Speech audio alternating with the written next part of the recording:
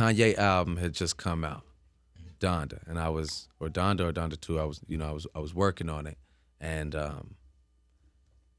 he did the release in Chicago, so I'm celebrating. Like you said, here was my opportunity to celebrate, and things just got out of hand, went too far, and I was drunk driving, crashed this car. That's when you say literally, okay, gotcha. I was drunk driving, crashed this car, had a dirty pistol in the back seat, and I'm just like, at one point, I called my homegirl. I'm laying there, and I'm like half laughing because I'm like, I'm a fucking fool. Yeah, like this is it. And I got multiple gun charges, so it's like I was gonna sit down. I was for sure gonna have to sit down. Big Boy's neighborhood, beautiful day in the neighborhood, man. It is a pleasure to have this man back in the neighborhood, man. Vic Mensa, welcome back to the neighborhood, bro. My brother, thank you for having me. Man, I brought you something too, man. Come on. Is that vinyl right there? Copy. A Victor? Yes, sir. Oh, wow. Oh, man. Oh, wow. Oh, that is amazing, man. Look at this. That looks nice. What we call this a collector's item? That's collector's Hey, man, item. the same thing that I did with like Young Thug and anyone that hand me something, this will be for sale after this interview. You guys saw him hand it to me. So that right there is authentication, as they call I'm it. going to sign it too before we get out of here. Yeah, so but don't we can put run the Big Boy price on up. it. Yeah, don't put. No, I'm going to just keep it general. Yeah, keep it general, man. No, I appreciate this, man, and I know exactly where this is going. This is going straight to the office, bro. Believe dope. that. Hey, man. First off, we had a chance to talk about this off air.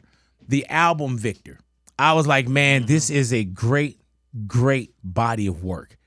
And when I say a great body of work, you know how sometimes you can't wait, and I was saying this, you can't wait and see if there's, one more verse, one more song. And the one thing that I love about it as well is that it covers us as human beings. Because sometimes human beings could be, he contradictive. So you could take us to where we're here with it, where we can bop a little bit. And then there's other times where the content is so serious that you felt like, man, like I paid attention to the album.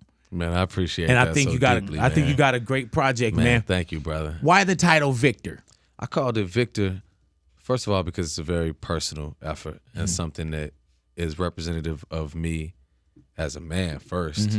I feel like so often we can start to separate the music from the musician. That's the conversation, right? But as an artist, man, that's an extension of our humanity, the music that we make. And so it's personal. I wanted to call it Victor. And I also wanted to show, man, that it's been a fight, Yeah, man. It's been a battle, and you have So to is that fight. Victor also victorious? Victor for victorious. Yeah. You have to fight. I had a realization last fall. I was doing mushrooms in the woods. Damn. I've I've been in the woods with no mushrooms, bro. Not the joints that grow by the tree either. Right. And I was thinking about how important names are. And I was thinking about everything I've been through, all the ups and downs and the controversies and the feuds and, battling myself, honestly, more than anything. And I realized that I was named Victor based on the victories in battle of my most famous ancestor on my father's side. His name is Brafanoma. My dad is from Ghana in West Africa. And this guy fought against the British. You know what I mean? That was hundreds of years ago, and he fought for our freedom against the British. Fast forward all this time, I'm named Victor. And, I've gotten deep into prison release. Yeah. I helped one of my guys come home from prison in 2020. 12 years early on a 25-year sentence that he got when he was 14 years old. Shout out to my man Musa. Yes, sir. And so I realized, man, this was destined for me. I was named after a freedom fighter, became a freedom fighter, and that's all in the name Victor. And so as I'm thinking about this body of work and these songs, I'm like, what better name for it than that? Hey, man, if that's a realization that, you know how people could say, man, it was sitting there all that time, but you don't realize it until you come around to it, like what everything means. And that also comes with age, that comes with wisdom, that comes with knowledge, that comes with also, searching out. And at one point when you say you were in the woods, that silence also speaks volumes. And when you listen to either the universe, people say, oh, it's shrooms, whatever. But when you listen to the universe, sometimes there's just things that's aha. Exactly. And sometimes, man, it's a light switch, but for you, it's probably more of a dimmer. A dim up. Yeah. You know what I'm saying? Where you're like, oh, okay, Yeah. okay, now I get it. It hit me different because I was like realizing that in my name, no matter what I go through, no matter if I take a loss, if I stumble, if I fall, that I'm named to win, Yeah. And I start thinking about that for when I have kids. I'm like, I'm naming my kid something that Powerful. is a affirmation, a statement of power. So as it's repeated to them throughout their life, maybe it won't even dawn on them until they're 30 in the like woods. me, you know what I mean, or Yeah. something. But repeated to them throughout their life, something that is powerful, something that is of value, man. Society in so many ways, for us as black people, us as Latinos, like society in so many ways repeats these negative ideas about us to us. And it's they easy say, for us to black see that. people, Yeah. y'all lazy. Oh, Mexicans, y'all lazy. Oh, y'all ain't supposed to be here. Or y'all should go back to Africa. It's all the same shit happening on both sides. And we got to be intentional, like with ourselves, about saying the right things to each other, to ourselves, to our kids. So that's why, man, the name, it just started to resonate with me. I was like, wow, that was an intentional decision to give me a name. Had you known that early on, though, and you didn't listen to it? Like, did you know Victor early on? Did someone tell you, like, man, this is why you're named this? This is the power in it. Like how you say you're going to make sure that you intentionally name your kids, and you also tell them, hey, this is what. Did you have that in your life? I believe I did, man. I mean, my pops told me that I was named after this great warrior in our lineage. Sound like some Black Panther stuff. Right. But it doesn't hit at that moment. But at that moment, I don't think it made all that much sense to me, maybe until I really had to experience struggle and fight myself. I mean, we experience these things growing up, and we all have different upbringings, and I fought a lot as a kid and as a man. But until this, because I fought a lot physically, Right. maybe psychologically, mentally, but the things that I've been going through in the last few years, like in the public eye and just like in the music industry, they've been tough, man. They've been some of the toughest things that I've experienced. You know what I mean? It's like, obviously it scarred me as a child, losing my best friend to gun violence and my guys becoming dope fiends and things like that. But, I think the human brain is like so programmed to want acceptance from the group that when you go through something where you feel like really ostracized, like a pariah, or people just, a lot of hatred towards you, there's a reason why these kids are going through what they're going through in the bullying, cyberbullying, why that's such an issue. Right. You know what I mean? Because the internet is vast. It's different for one person to say something to you than for 100,000 people to say something to you at the same time. Hey, Vic, and I say it. I say it a lot too, man. Like growing up, in my day, it was like if there was a situation that happened at school, that was from like 8 to 3. If somebody was being bullied, that was from 8 to 3. You know what I'm saying? You didn't see people during the summer. Now with the device, that is 24 hours. They got Snapchat clubs that's against you, and it's constantly on you. And getting back to where you were saying just, growth and having, pretty much having to kind of crash the car yourself. And not on a woe is me, but it's got to be different when the so-called average person can have their trials and tribulations and crash the car and learn out of the limelight. Right. With you, it's more like everybody can see either your growth, your demise, you're happy, you're sad. You know what I'm saying? Like you can't all on Front Street. It's on Front Street, bro. Everything's under a magnifying Is glass. that different, or was that more difficult when it's so many outside influences or so many critics now? Everyone has a voice. Everybody's got an opinion. Yeah, man. Well, and not woe is me, but was that different? Of course. I mean, whatever you have going on before you enter fame and money is only magnified. Yeah, man. So we got talent. We have perspective. We have skill musically. Also got insecurities. Also have mental health cracks in the armor. All those things existed, I think also growing up already feeling misunderstood, being in between these races, and I'm African at the same time, but I'm like in the hood in Chicago, so I'm different. All those things existed. So I had a lot of depression as a child. before I ever came into the industry. Did you know it then? Or could you feel it? I found out more recently, man. It was like around 2020 or something. I went back to my parents' house and I found this notebook that was full of doodles from first grade. And on one page, it was a lot of like just nice little drawings. Then I got to a page where it was like a picture of like a stick figure being impaled. And it was like, I hate myself. I hate myself. I want to kill myself. I want to die. And those were your notes in your notebook? Age 5, you know. So those things already existed. As I came into a limelight, everything was just magnified. And oftentimes we feel like you get to your dreams and you reach this plateau. Like, this is it. All your pains are going to be gone. Right. You know? What does he have to complain about? Or what is it? Yeah. Sometimes it really just gets magnified by that, though, because now you got this spotlight on everything about you. This industry is so full of escapism from the drugs and the lean and the alcohol and the sex, and fame itself is probably the most potent drug.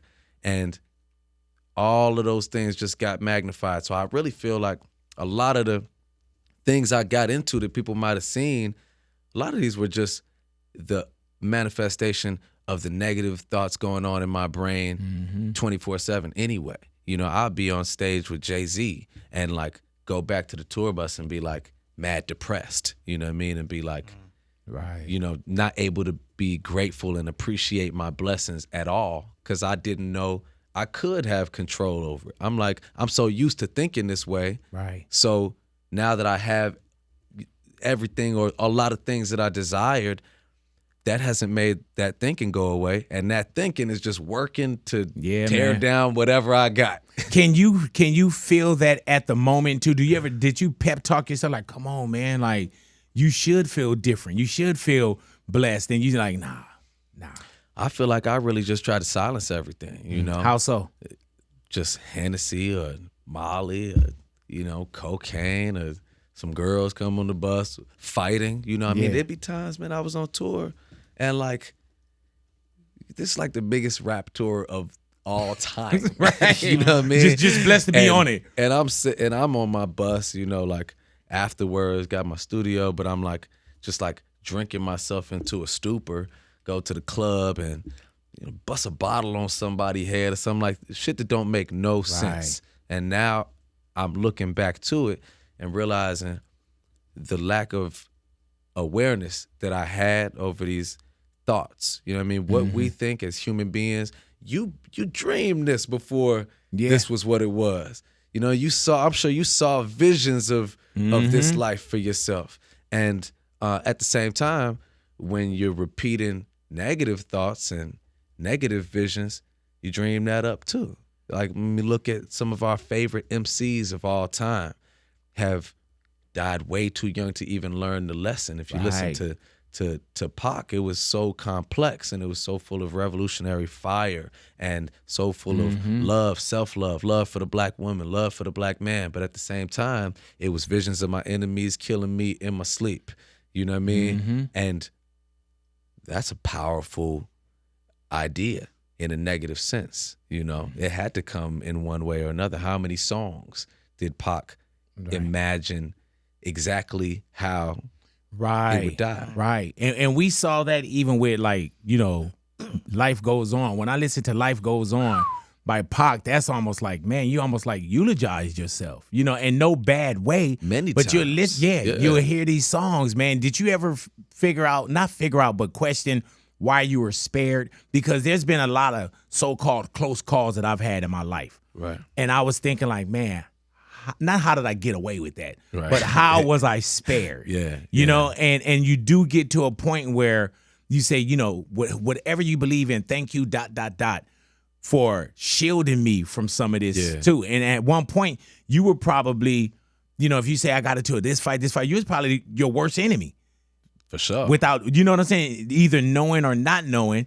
But do you ever question like, man, why was I spared for this? I think that's a big part of this album was me having gratitude for that, recognizing that it's a massive blessing to not pay the ultimate price for doing the same thing that a lot of young artists that didn't live past 25 or even 21 have done.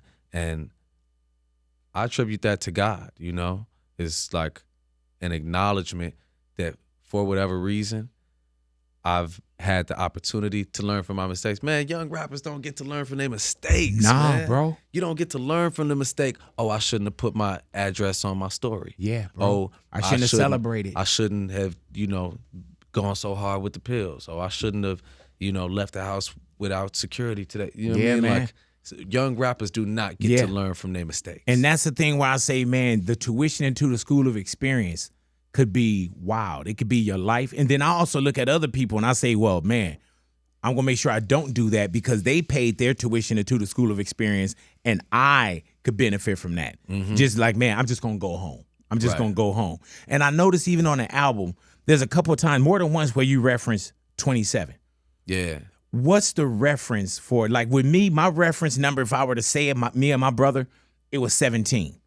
I didn't think like, man, I didn't think I was going to live past 17 because 17 was like a year that one of my first friends got killed. I was a kid.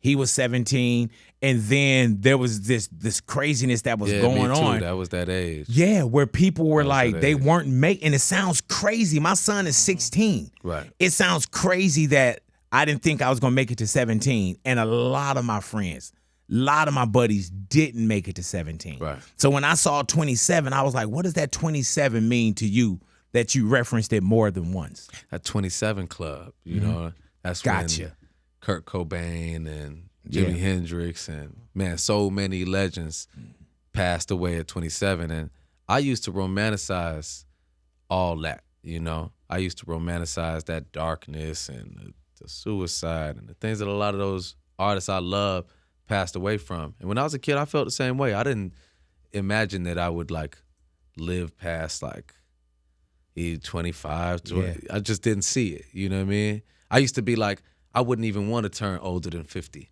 I'll just jump off you know what I mean? Like, what kind of thought process is that? Yeah, man. I know Isn't that scary? I know guys that I'm close to now, like my big homie Dan Pettigrew. He owns Viola with Al Harrington, one of the biggest cannabis companies. Oh, I know it. You know what I mean? Shout out to Al too.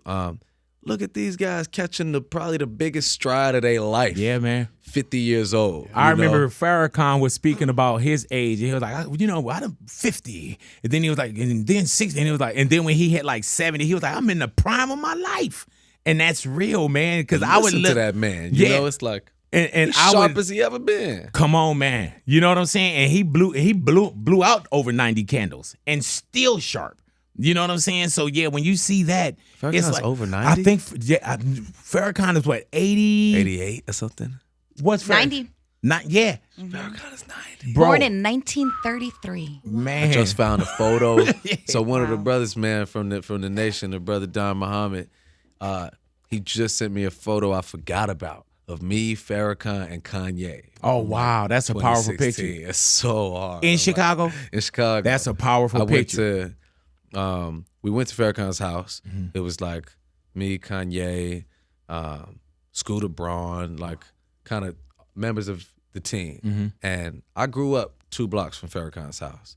So this was my first time going into the house. Did you know the impact of Farrakhan, even living a couple blocks away from When I him? was a little kid, I didn't, because Gotcha. nobody told me what was really going on. I kind of just wondered why they didn't give away candy on Halloween. Right. Man. Yeah, but I'm that's like, the man, thought. y'all got the dopest house. Y'all ain't giving away no candy. That's the Now thoughts I'm- of a child. Yeah, now being older, like, man, I'm I know y'all got the okay, full candy I don't bar think in there. Farrakhan probably gets down with Halloween. Now that I know, oh, okay. And the lights were on. You know what I'm saying? So you fast Heavy forward security, and you you know? look now, and even with the album, Now I study. Yeah, I got Farrakhan on there. I study, Yeah, 'cause man. I study so much of what Farrakhan says, man. It's like things he was saying in the 80s. We're still trying to figure out to this day. I often question why in Chicago I can't find a black-owned grocery store. You know, I can't find a place where I can buy the most necessity items from my own people. You Right. know, and these are things that Farrakhan was addressing and Years ago. identifying 40 years ago. You know, not only doing that, but also building the structures. Man, even the ideas of connection from here to Africa. I use a sample on the album where Farrakhan says, My job was to connect Black America to Africa. And, you know, that's a big part of what I've made my job, or what the universe has made my job, is to like connect us and make us realize that as much as we've been led to believe we are in isolation, we're alone on this island, and we have no kin, no family. Right. And our lineage begins in Virginia at slavery. Right. It's not the truth. You know what I'm saying? We have a globe full of African people that are of the same blood as us. How long has humanity been in existence? Depending on what you believe, you know, tens, hundreds of thousands of years. And this last 500 years in America has made the other 30,000 or 300,000 obsolete. That doesn't make sense. You travel back to, you go to Ghana? I go to Ghana. How often and why? I go to Ghana, like, I was there 6 times last year. Wow. Because last year we were doing this festival. So me and Chance did the Black Star Line Festival. Why was it important to people. go to Ghana or go to Africa and do that? To be in Ghana was important because as Black artists and Black people, the division that's sowed between us and the continent of our origin is very deep. I mean, in a physical sense, we were carried an ocean away to make sure that we could never really reconnect and understand where we come from, because that served the construction of capitalism in America. But now we have resources. You know what I mean? It's like, remember in Belly when he was like, I want to go to Africa. And his girl was like, Africa? Yeah. That's far. But on a plane, man, you know, what's 13 hours? Right. You know, out of a week or a month of out your of life. your life. You know what I'm saying? Yeah. Out of a lifetime, what's 13 hours? And the money that you might spend on Rick Owens shoes. I see a lot of people with Rick Owens shoes right now. You could buy a plane ticket with them joints. Really? What did that feel like your first time over? When I was 11 was the first time that I went to Ghana. Gotcha.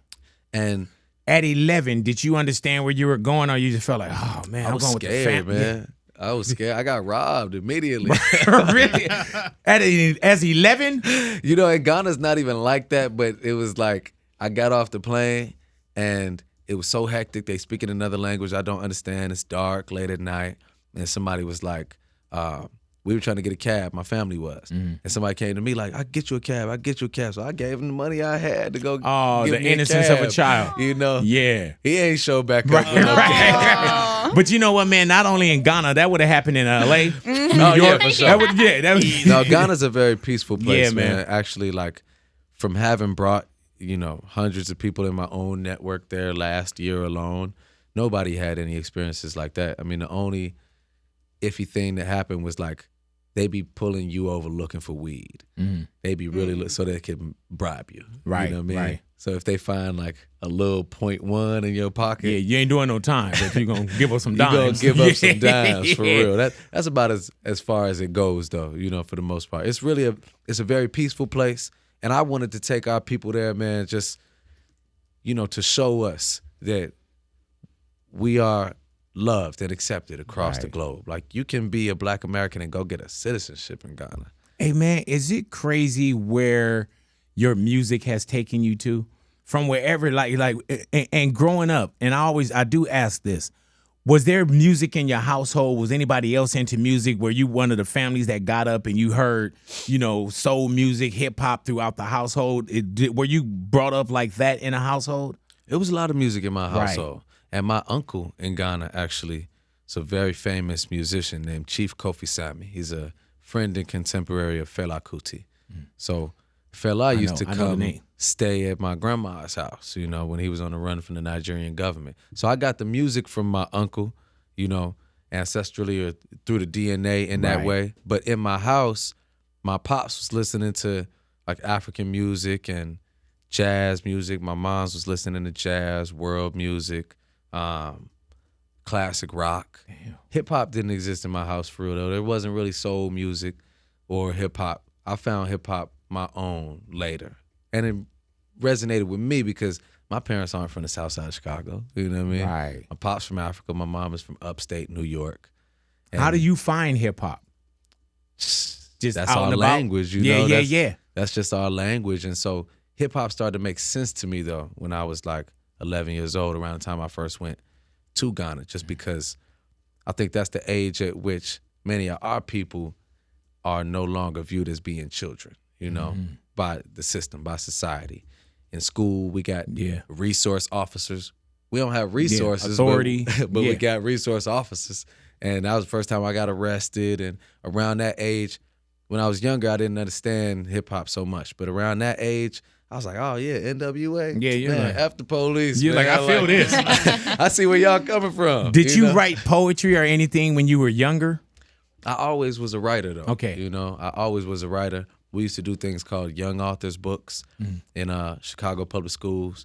It was like a competition like the science fair, you know, where you write a book and this is like your big project for the year. Does that still exist?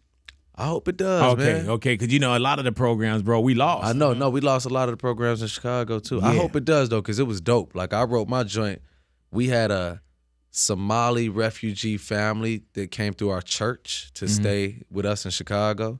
And then I wrote my book. It was called The Long Way Home. And it was about like a Somali refugee. This is like sixth grade. How old are you? Yeah, I was cold. I was snapping. I ain't gonna lie. Mine would have been Porky Pig. You know what I'm saying? But it's crazy when you look back, you say, man, I was born for this. I was destined for this. Like when you say even with your DNA, you know, like there's just some things where it's like, okay, I always say, man, sometimes we got to do a this and a that. You know, I always had my eyes on a prize, but I still had to survive and I still had to navigate, you know, but I never really took my eyes off of, you know, growing up and, you know, being in situations. I remember, you know, at one point we were homeless and I told my mom, I said, you know what, one day I'm going to buy you a house and you'll never be evicted again. And I've told this story before. My mom, you know, she could have been like, baby, get out of here. But she was like, I know you will. So I always had kind of that, even though, you know, you do get a little gray and, you know, certain things happen. But I always like, man, That's so important, huh? For somebody to believe in you. Oh, my God, bro. Like my mom could have said, so baby, powerful. go on with that. You know, like, and I would, like, as a grown person, I would understand, like, oh, man, here I am. You know, I'm 10 years old talking about I'm buy you a house and we're sitting in a motel, all 8 of us. What does that sound like? You know what I'm saying? But, yeah, you need that. Somebody to believe in you, Yeah, man. did you have that growing up? I really did, man. In the household or? I mean, my parents always had a lot of faith in me and belief in me. And even outside, it was a brother named Brother Mike who dedicated his lives to us, like me, Chance, No Name, our whole crew. He was like a mentor to us. He created these spaces where he would foster young artists, and it was called DYN and U Media. And he had studios in there, open mics. He would trick you, too, into learning some so that you could do some studio time. Like, he tricked me into learning Photoshop so I could go record my verse, you know? Dope. And to this day, I'm nice with Photoshop. That's like that Mr. Miyagi, that wax on, wax off. You don't even know the lesson. In the pandemic, I was doing so many fake COVID tests and like it was nobody's business. You were like, you're vaxxed.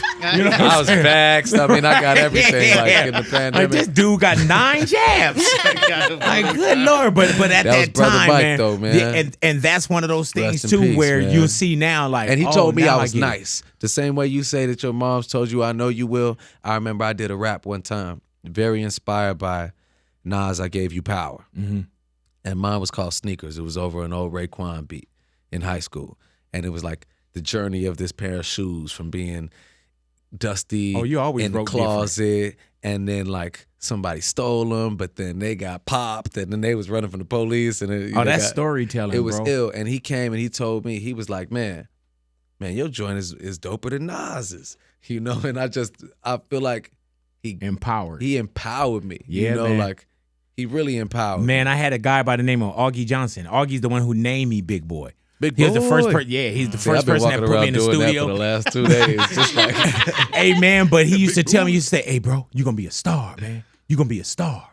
And to this, even when I got my star in Hollywood, right, that was one person that I had to like, dog, Augie, I thank you. Because he believed in, and he was believing in me where he was like pulling me out of other positions. Like, bro, you don't need to, you know, Right. you need to be over there doing that and, you know, jump in the car with me or go to the studio with me. And he just believed in me. My mom was also, man, my mom was like, come on, man. She was everything. everything to me. Her son was going to be this, going to be that. So I didn't have to go outside of the household to find something. But with Dog too, Augie was one of those that told me, he said, man, you're going to be a star. And when it started going and I wrote my book and, the years on the radio, he rest in peace, the Dog now. But yeah, he had a chance to see a lot of that. And I had a chance to tell him the impact of the words that he said. Did you have a chance to tell Brother Mike? Man, I don't think I really did, He man. I don't even remember how Brother Mike passed away, but I think like beyond telling him, I feel like him doing that and teaching and leading by example, it gave me that spirit so that many of the things that I've done in a philanthropic community sense and, giving away $1 million of shoes in the trenches in Chicago or even creating this festival in Ghana, building clean water in Africa, like so many things. I believe that I learned that sense of responsibility from the brothers like Brother Mike, who did that for me and showed me this is what you're supposed to do. And they was doing it, without resources. Gotcha. So now that I have the possibility I have a program going right now where we send kids to Africa. Like we sent 10 Chicago high school students this summer. We sent 10 last summer, just like changing their lives, And I was taught that people did that for me in the way that they could. So I feel like it's my responsibility Think to up about the ante. the way someone talked to you, and years later you could sit here and say, man, this is where I got it from.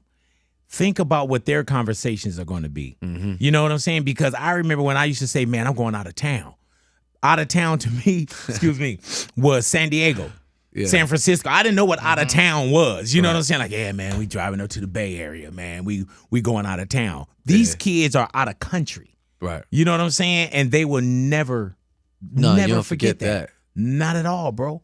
Not at all. Why is that important to you? Because and not a lot of people, but we're used to mine. I got mine. You got to go get yours. That's our individualistic programming. I think a European mode of thought is every man for himself. Right. But an African mode of thought, an indigenous mode of thought is community. Yeah. We're from a communal experience. Like that's how our cultures are. And taking kids to Africa, for me, is my way of planting that seed to see what will you do by the time you 25. Yeah, man. If I give you this seed at 17, and it took me until I was 28 or something as an African, it took me to this time to really act on that responsibility and that privilege and that opportunity. What you gonna do by the time you're 21 if I give you this game right now where you 17 and it's not just a thought and idea, it's like I went to Africa. I met the dopest fashion designer in Africa. I even had them meet with a guy named Idris Sandu, who is an LA native, but he's a tech genius. Oh my God, bro. But he's Ghanaian. You know who I'm talking about? I know He did 100%. Nipsey's store. He's working I remember with when Hov Nipsey was now. like, man, I saw that dude moving his hands over the He's bananas. He's so amazing. I just was in Ghana at the same time as we took the first kids group, and just like last minute I was like, hey, stop by the spot real quick. He pulls up, and now they're in conversation with one of the brilliant, most brightest minds That dude is amazing, on the planet. man. The dude's a genius. I remember even early on when he and did. I said, take his email. I said, bro, give him your email. You know what I mean? I'm like, take his email, So here's these kids. You got a resource to somebody.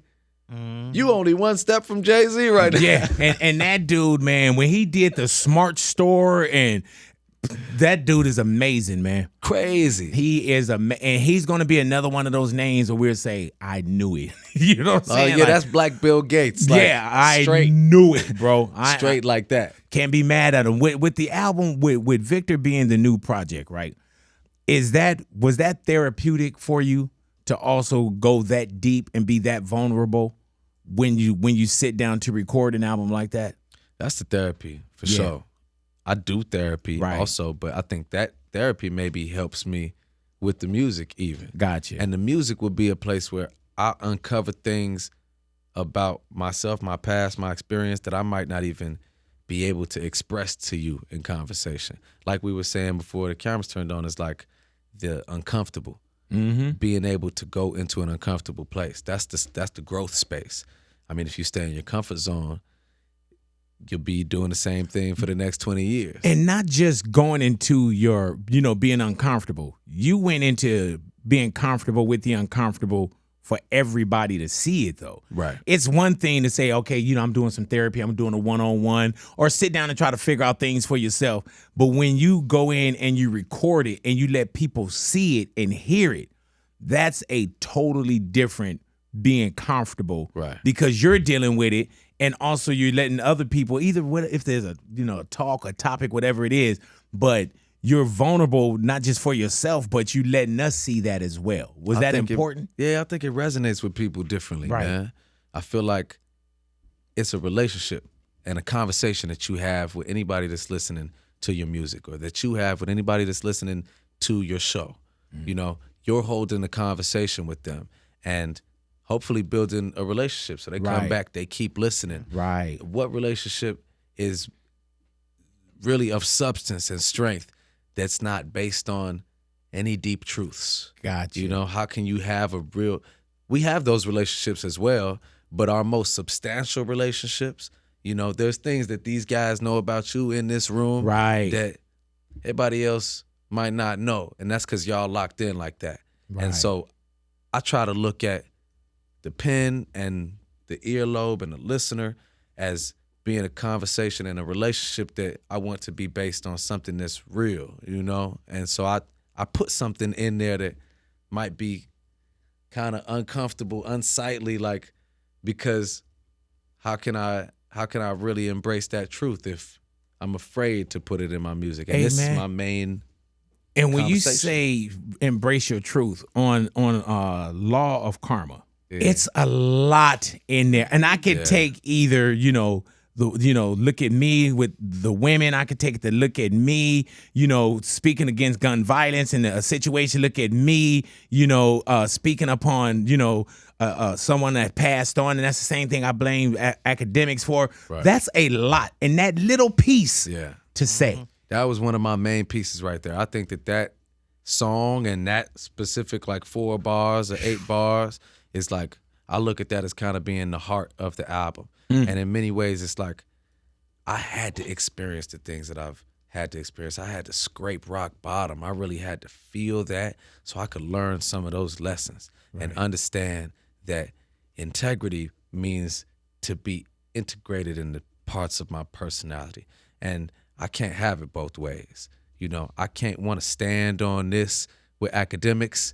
Right. Oh, you talked about my homie when he got killed, and then I go say what I said about XXX. These things are contradictory. And if I'm who I say I am, and I stand on this, I have to look at myself honestly and be like, okay, well, that wasn't right. You know what I mean? The way I did that wasn't right.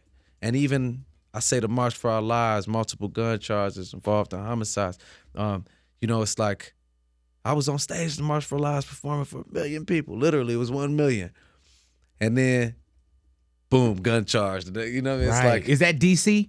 That was in D.C. Yeah. I was out there. Crusading for violence against women. A lot of people lost it.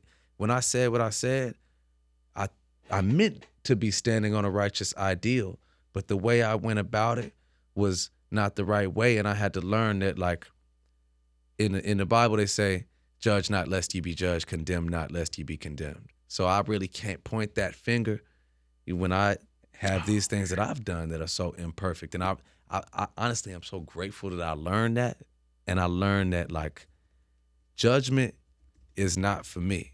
You know what I mean? It's somebody whose whole job Right. is judgment. And it's not me. You know what I mean? I'm not perfect. We're human beings, man. We all make mistakes. To pass the judgment on somebody else, I don't know that I ever would have learned that if I didn't have to learn that in a really hard way. But I'm glad that I learned it because it's helped me to move through life with so much more peace. Because I used to feel like if something is true, then I have to say it. Right. Not right. only why shouldn't I say it, but I gotta say it. That's a lot of weight and responsibility. I gotta tell the truth about everybody around this motherfucker. Right. Don't wait till they start telling the truth about me. But you also wrote your own truth, because you could have just said, okay, I learned. Right. But to take that and put it in song and really talk about karma, that is a lot as well. To say, hey, you know what? Damn, either I was wrong or I learned from it. Maybe things are meant to be said in certain places at certain times. Like, I'm pretty sure that's a lot of learning. So much, because the delivery is oftentimes more important than the message. If your delivery gets in the way of your message, then what's the point in saying what you're saying? If I'm here trying to communicate, trying to get a point across, and nobody got my point because I said it in a way that pissed everybody off. Right. You just changed the delivery, and now I could be the truth teller that I want to be, because I'm standing on a different foundation. Like, even starting this album was when I went sober, and that helped me to get so much perspective. So now I'm like 2 years sober, and that's given me a different window of vision to see not only myself, but to see the world, because it's like, okay, I know now that I'm pretty deeply rooted into a lifestyle and a practice of discipline of making healthy decisions for myself. So I'm even in a better position to, have a perspective on what's going on around me, because I know I'm solid in myself. Like, I'm on my Dean. I'm doing my best to treat people correctly, to uphold my relationships, to be respectful. You know what I mean? I didn't have any, respect in the past. And you see that now. That's crazy. Was sobriety scary to you at one point? Because you can kind of hide behind and that's what it is, Sobriety is scary when things get tough, because I'm so used to running into everything else, and when you sober, I say you got a raw dog life, right? You know what I mean? Like, you got to deal with it, and the emotions, if it's grief, if it's anxiety, would be a one for me. One of the main things that made me run to substances over the years was just like anxiety and fear and depression. And if I would be uncomfortable, or I know I'm going somewhere where I got to do a lot of talking to people, and I'd be like, man, I got social anxiety. You know what I mean? Right. Boom. The whole, you know what I mean? And it's like, okay, now I don't have that anxiety anymore, but I also have not forced myself to grow stronger in that point of weakness. What do you so-called replace that with? You know how there's sometimes, and you can give yourself a reason. You could celebrate something. Oh, we got to have something to drink. You can give yourself a reason. People don't understand me. I got to get up at 6 a.m, so I need something to knock me down. Then I need something to pick me back up. Yeah. I need something to take me away. When you sit and you look at it, like, there's vices that we feel like, man, I can live with this because I don't know how to live without it. Yeah. You know what I'm saying? And were you there when you said, man, how do I give this up? What was that? Not a breaking point. Like I say, dimmer, dim up. It's not a light switch. I did have a breaking point, though, really, man. It was like Kanye album had just come out, Donda, and I was, or Donda 2, I was working on it, and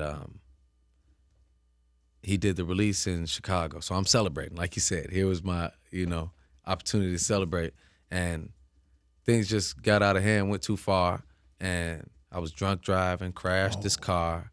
That's when you say literally, okay, gotcha. I was drunk driving, crashed this car, had a dirty pistol in the back seat, and I'm just like, at one point, I called my homegirl. I'm laying there, and I'm like half laughing because I'm like, I'm a fucking fool. Yeah, like this is it. And I got multiple gun charges, so it's like I was gonna sit down. I was for sure gonna have to sit down.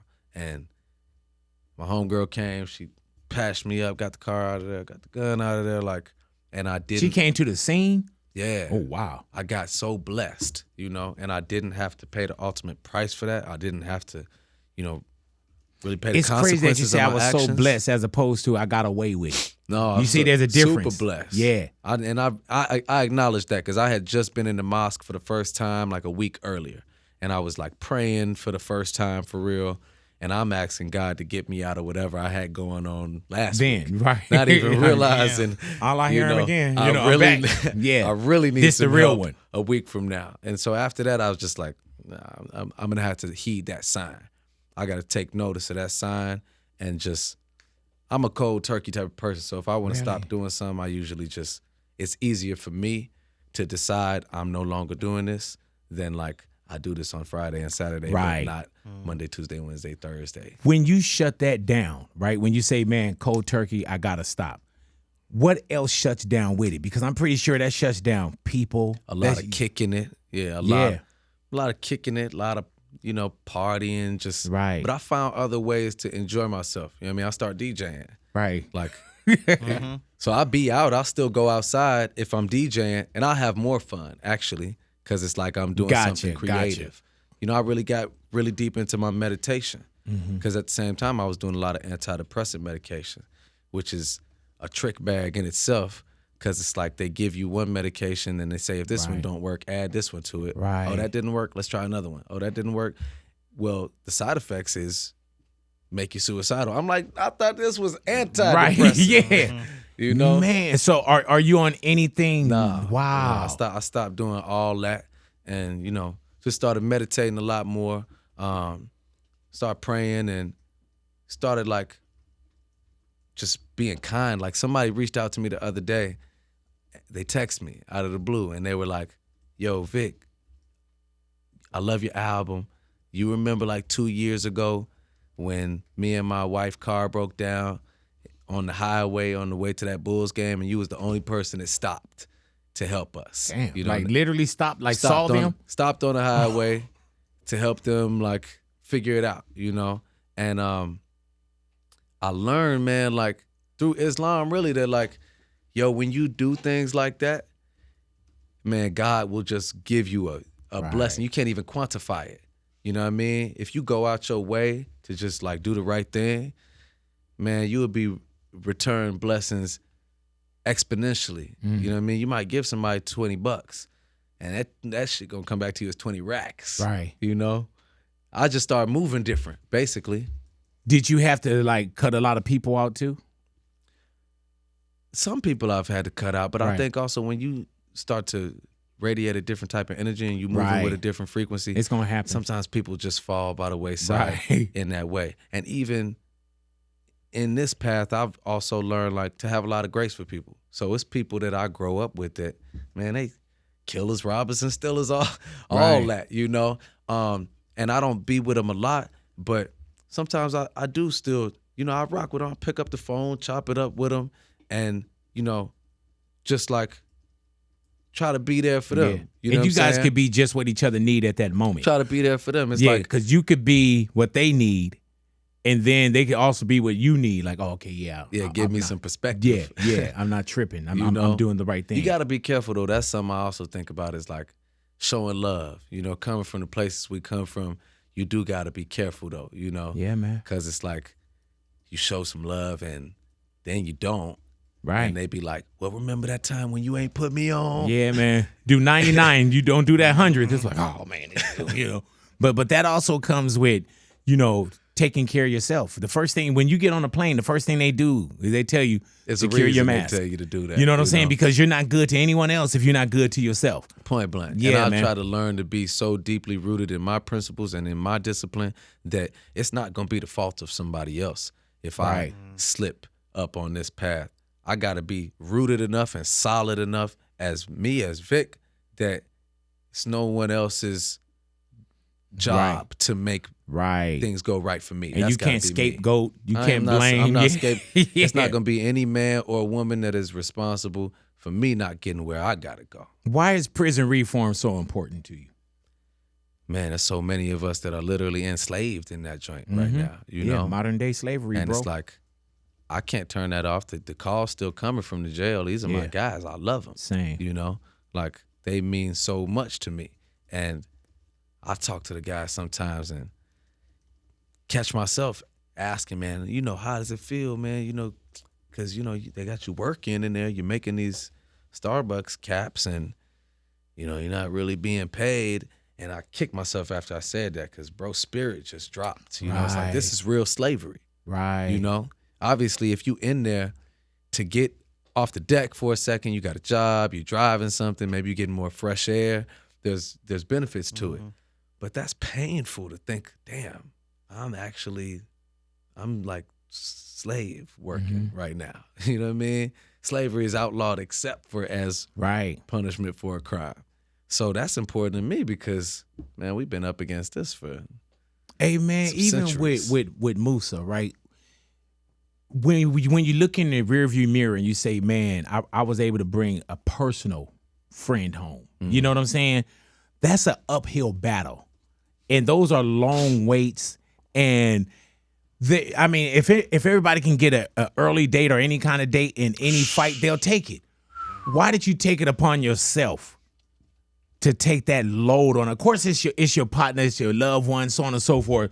But realistically and statistically, those things don't happen. It doesn't really happen. I met Musa like a few years before that. Like he was locked up since he was 14. Right. And I don't think anybody should be sentenced to 25 years when they're 14 years old. Hey, dude, think about how you've changed. When I was 14. Come on, bro. I was bogus when I was 14. Yeah. Like I was still from I steal from motherfucker that loved me, when I was 14. It's just a whole different thing, Because bro. I was just out of order. And yeah, he was sentenced to 25 years when he was 14. So when they reached out to me just trying to get some light shed on his situation, I was like, yeah, I'm on board because I don't believe in that, And ultimately in 2020, when I was able to help him come home 12 years early, to me, that taught me so much because I had been on the phone with him constantly before that. And he would be telling me, man, I can't eat, I can't write, I can't draw, I can't write songs. He's a brilliant MC. And all I could think about is coming home. And I'm like, you got a lot of time left. Yeah, man. Big fella. Yeah. You know what I mean? I'm like, yo, you got a lot of years left. And that's how my mind was thinking. Then, when it panned out the way it did and he came home just kind of like by the grace of God out of the blue, I sent this thing to the governor's desk and they brought him home 3 days later. Damn. I was hit so hard. I was like, oh, I need to change the whole way I'm looking at life. I got to know God doesn't need any type of time and does not operate based on logic. Human beings, we operate based on logic, but I got to have enough faith to believe in things that seem absolutely impossible. Right. If I'm going to do extraordinary things, I got to hold that type of faith. And I really look at that as being everything I've done in music and professionally, that to me is like my crowning, moment of accomplishment right now. Because it's the most direct human thing that, like, I've seen come from my hands. Yeah. Realize, oh shit, there's power in these hands. Like, I could make that happen. Okay, well, what else could I make happen if I just stop thinking of things logically? Because people hate on you. They'll tell you it's not possible. Oh yeah, yeah. They'll tell you it's not possible. Man, and that's just the way it is too. And there's some people that probably love you that tell you it's not possible. For sure. You know what I'm saying? If we like, or they'll tell you with their body language. They'll tell you with their facial expressions. Yeah, like They'll be like, yeah. Maybe. Right. I saw something too where it was like, go up to a millionaire and tell them your idea of a business, and I guarantee you they'll be like, all right, give you some support. But go tell somebody else or one of your buddies about this idea broke. About your business, they'll be like, yeah, okay, Get good on, luck. man. Yeah, Good get on luck. with that. Like, yeah, man. But you know what I had to come to realize, man? Who do you put your faith in? Do you put your faith in man or do you put your faith in God? Because man will tell you it's not possible. You washed up. You can't make it happen. But God is going to tell you, you can move this mountain from here into the sea. All you got to have is faith the size of a mustard seed. Yes, sir. God will tell you he will restore to you the years the locusts have eaten. Man's going to tell you your career is over with. Right. But God tells you something completely different. So I had to decide, man, I'm rolling with God. You know what I mean? Because man, keep hating. Hey, man, what was the pandemic times to you? Because we had a chance to it was like everybody was on sit down. Right. Either your silence got very loud, You know, some things were amplified. If it was depression, that was amplified. If it was, you know, addiction as far as like eating, whatever, exercise, whatever it is, the whole world sat down. Yeah. What was that like for you when it was like, man, I'm not doing those shows? I'm not, you know, do you stay creative? Yeah, Is it dark for you or you Pandemic learn was from pretty it? dope for me, Gotcha. actually, man. I mean, you know, wallahi, because a lot of people lost family in the pandemic. Understood. Me, I felt like I found things in the pandemic. Like that time gave me the space to like get back to my pen, you know, get back to my writing and just sit in the studio and just write verses and verses and verses and do writing drills and write aimlessly, you know, for hours with no specific intention until it was like, oh, damn, that's how I got good at this in the first place. Gotcha. Just being in my A mom's reconnection. basement, you know. I felt like before the pandemic, I had been in years where it was like every time I'm making music, I'm thinking I got to make the whole beat. And, you know, things picked up, honestly, from like Kanye camp. You know, like I got to change every snare. And it's like, you know, the pandemic gave me the space to be like, okay, well, you're not in a studio with people, you know. You just got beats again. Just rap, you know, just write. I was in the strip club a lot too. Right. And when you probably weren't supposed to, you know what I'm saying? Was not supposed to because it was the only place to stay open. Like, man, they I've ain't never stopping the been in money the over strip there. club as much in my life. Like, man, let me go as get I some was. inspiration. Get in there. Hey, man, you mentioned Kanye. What was that like when you think about Rock Nation and you think about Kanye, you think about Jay-Z? What does that feel like, that kind of company around you? And when you say you've had hella moments with Kanye in the studio, same. And I look and I'm like, man, not that this dude is overworking, but I'm like, this dude is overworking. Yeah. Did that rub off when you say like, oh, every snare, every this? Did that rub off Just on a you? genius creative process, man. I've learned so much from Kanye. Way before I met him too. Just Right. the things that he makes music about. And you speak about that vulnerability, like it's rare you heard somebody make a song about like they dying grandma, you know, before Kanye. Kanye making songs about diamonds from Sierra Leone. Yeah, man. You know what I mean? I learned so much from Ye. Then meeting him and seeing the way he actually puts together his albums, it taught me so much about collaboration, you know? People will try to say, oh, Kanye, he doesn't rap, he's got the ghostwriters and this, that, and the third. Kanye is just smart enough to realize that if I get the best people in the world, you know, all helping me with my vision, which is already high-level genius creative, I'm going to get something that's just leaps and bounds beyond everybody else. I've seen him create too. So when people are like, I've seen him, and you've Kanye seen him raps. when he in there and is And when he catches a certain spirit, that was on Donda. It was like a moment when Hurricane with The Weeknd and Lil Baby. So I came in late to that album. I was only there in the last week or so. But there were so many different verses. Right. I mean, And you made it though. for sure. Yeah, because man, Kanye had played me something. I'm like, man, that's it. Next day I come and like, yeah, oh, okay, you changed it. That's what I'm saying. And It that's was the like, things where you were like, I'm on the album. Like, oh, no, writing you're not. like I remember writing like 3 verses myself for Hurricane, and it was like so many different verses going on. This was something that was ill. Was at first he was like, okay, I want it to be about, you know, what's going on in the streets of Chicago or something. So I went, Like, I me got and Pusha T and Ruga, we did a verse. Like, I got it. You know, we did a verse about that. And I brought then? it back to him, and he was like, man, I want it to be like more like turned up and more funny. And so I went and did another verse, brought it back. He's like, man, I think I want it to be more like, you know, about my relationship with my wife. And come back, he like, and I'm like, okay, well, which one do you want to? He like, all of them. Yeah. I want it to be about all those things. And that taught me so much because in the time I was just like, man, just being crazy. You know what I'm saying? But ultimately I realized that's one of the things that makes him so great is that his verse will be about what's going on in Chicago. It will be funny with like lit little quotables, and it will be about his wife all at one time. Yeah, man. But the verse he finally ended up putting on there, we was all sitting in that little room on that camera in the stadium, in the Benz Stadium, that last man. the last night. My man was in there. The last night before the fucking thing before the album comes out, we sitting there. It's like me, Yachty, maybe like Malik Youssef, Pusha coming in and out of there, Fabio. And he did that verse on his own. You know what I mean? They say you had hella writers in the room, but he was sitting there and he was just spitting it. Yeah. You know, and it's all coming to him. Like you said, he just mumbling. And then dropped out of school, but I'm the one to yell. God gave me, the devil made it. I even tried to say a line. He was like, I got this. Don't help me, man. Yeah. You know what I'm saying? So it's like his genius is fully realized. It's not because he's got the best people in the world. I think that's just another extension of his genius, is to be like, if I add all these other geniuses to my brilliance, there's a reason why every time he does an album, he gets a Grammy. What's the relationship with you and Chance?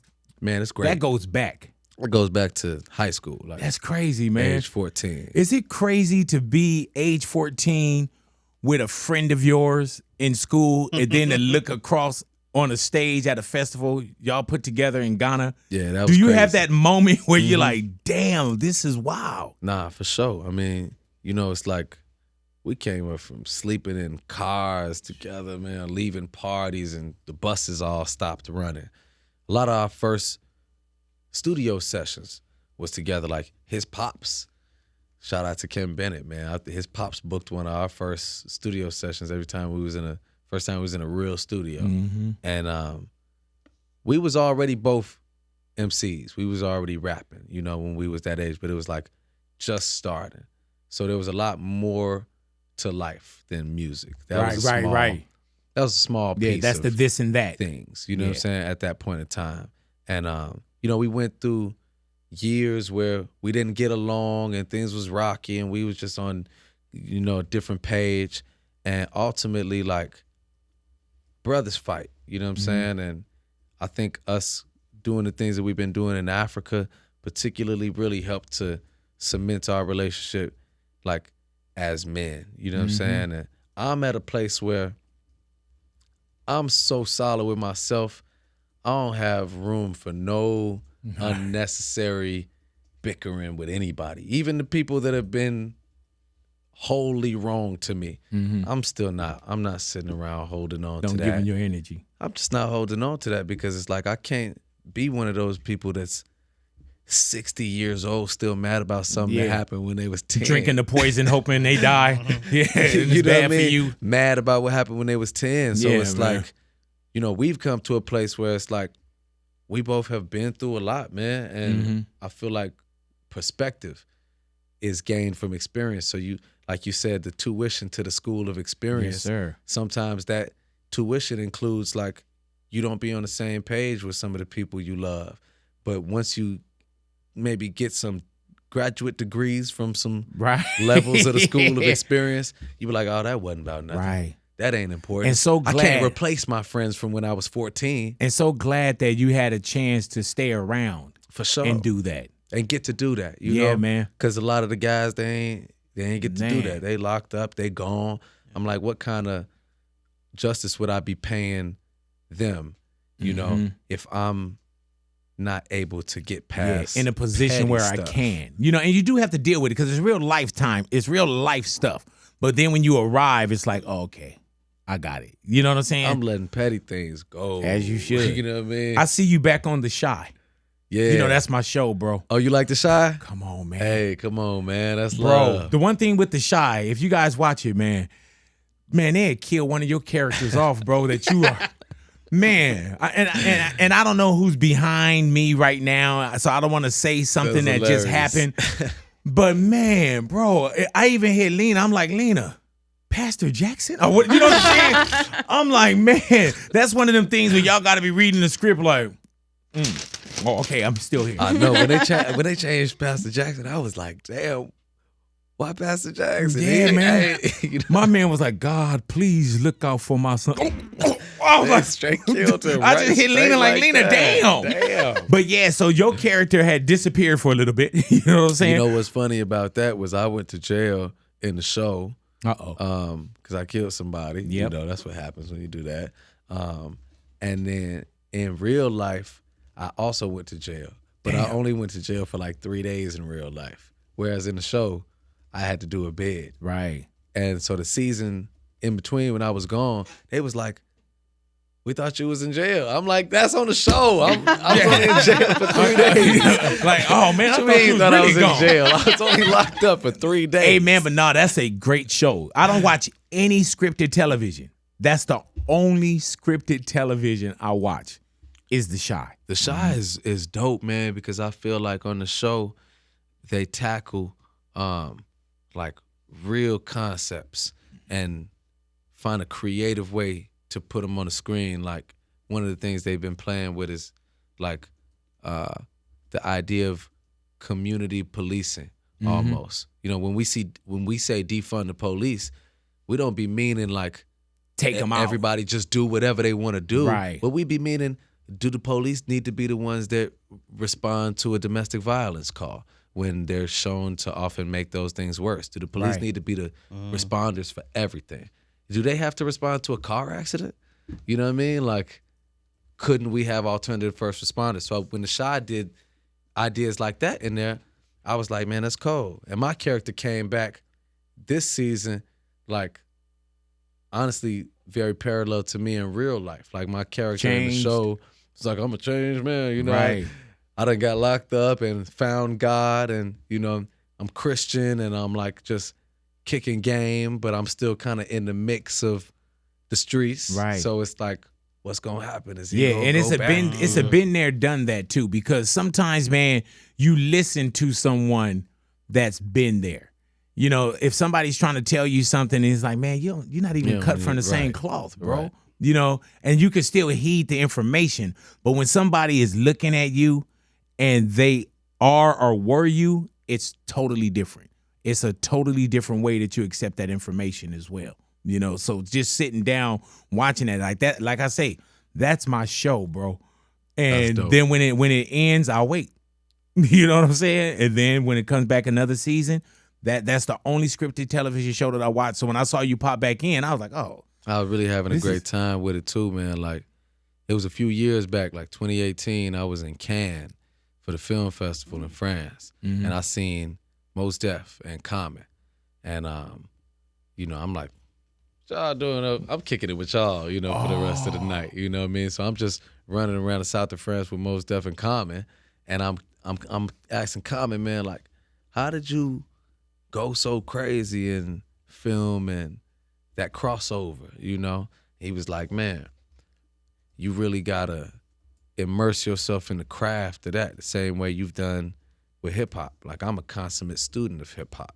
I've studied these MCs and, you know, the ones that laid the groundwork and their flow patterns and tried to emulate and make it my own. So with acting, when he gave me that game, I started taking acting classes. I Gotcha. started, you know, reading books about acting and just like immersing myself in the craft of it and really trying to develop my skill. But you can see that, man, because even when I watch, it's not like, oh, that's Vic Mensa. You know what I'm saying? It's like that's you Jamal. you believe it though. You know what I'm saying? And I think the casting and the writing with the Chi is amazing, bro, because you believe the stories. You know, and what I love about it as well, man, there's some people that's on the Chi that I've never seen before. Word. And my introduction to dope. them Yeah. is on the Chi. Yo, you know who's on there this season, man, that I think is a really dope actor? It's Iman Shumpert. Oh my God. Oh. Hey man, I was about to hit him like, dude, Shumpert's you a do dope it all. actor. This dude don't. He dances. Yeah, don't want dancing with the stars, and I'm like, man, yeah. And he's another one you don't look at. voice that's down Yeah. there like that. You'd be like, Yeah. man, he really gonna really damn near kill him. Did you help dump the body? I'm like, ooh. Yeah, but you don't. That's another one you don't look and say, oh, you know what I'm saying? Like, but no, very, very believable, bro. Very believable, and a great franchise to be a part of, man. The lead Man. act. Vic Mensa, want to thank you for man. coming Thank into the you. neighborhood, man. Hey, I It was a appreciate pleasure y'all for seeing you in the having me. neighborhood. And like I Yeah. say, man, Victor, your project is That's an a great album, amazing bro. project, man. Thank you so much, And it was my pleasure when I saw that your name was coming up as a potential. You know, I don't sit down with people I don't want to sit down with. You can't just book my show. Facts. You know, I was like, man, that's do you said try. facts. They do call it try. Yeah. You know, but hey, I mean, it is what it is. But I definitely made sure I wanted to sit down with you, bro. And it's a pleasure to see you in the neighborhood again. My brother, I appreciate Believe you. that, man. Let's leave on this note right here, man. All right, now. Players gon' play. Haters gon' hate. Shake it off. All right, we did it. Hey, man.